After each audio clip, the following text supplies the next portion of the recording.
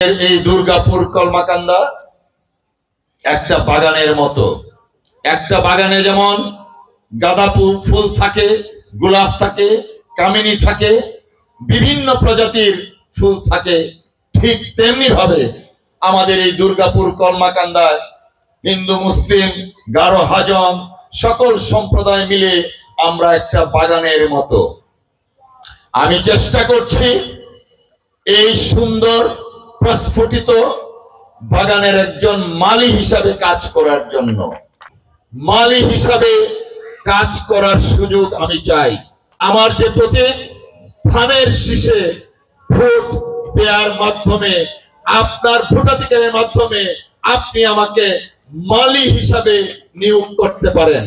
যে বাগানের ছোট্ট চারা থেকে ফুল গাছ প্রত্যেকটা মালির দায়িত্ব থাকে, ঠিক তেমনি ভাবে আমি চেষ্টা করব ছোট্ট শিশু থেকে সর্বোচ্চ বয়োবৃদ্ধ পর্যন্ত যার যার নির্সের আলোকে আমি প্রচেষ্টা করব।